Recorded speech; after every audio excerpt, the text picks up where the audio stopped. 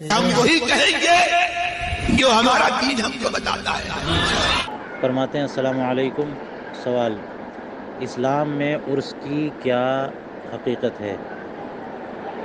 جناب منہاج علی رضوی صاحب، وعلیکم السلام ورحمۃ اللہ وبرکاتہ۔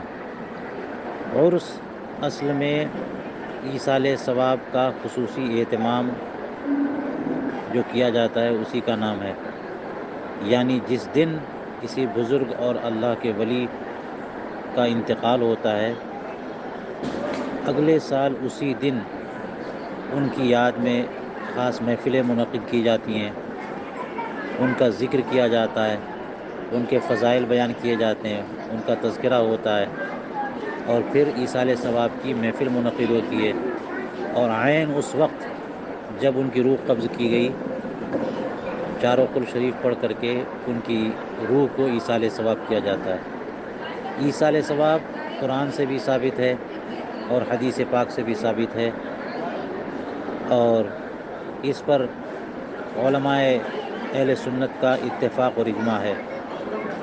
رہی یہ بات کہ سال مکمل ہونے پر خاص اسی دن عرس کی کیا اہمیت ہے، تو عرس اور ایصال ثواب جو ہے وہ اور دنوں میں بھی کر سکتے ہیں۔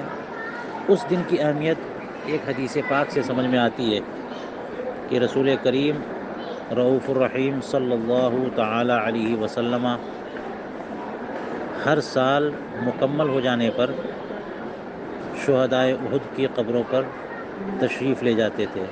یہ روایت آپ کو بخاری، مسلم اور حدیث کی متعدد کتابوں میں مل جائے گی کہ سال کے انتہا پر رسول کریم علیہ الصلاۃ والسلام شہدائے احد کی قبروں پر تشریف لے جاتے۔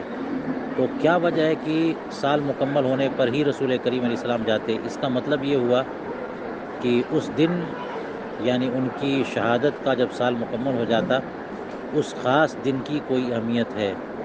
اولیاء کرام نے اس کی اہمیت کو بیان فرمایا، خاص طور سے وہ وقت جس وقت کسی ولی کی روح قبض کی جاتی ہے یا قبض کی گئی، اسی وقت کو یہ اہمیت حاصل ہے کہ اس وقت اس ولی کا خاص روحانی فیض حاصل ہوتا ہے اور روحانی توجہ ہوتی ہے، اسی لیے خاص اس وقت قل شریف کیا جاتا ہے۔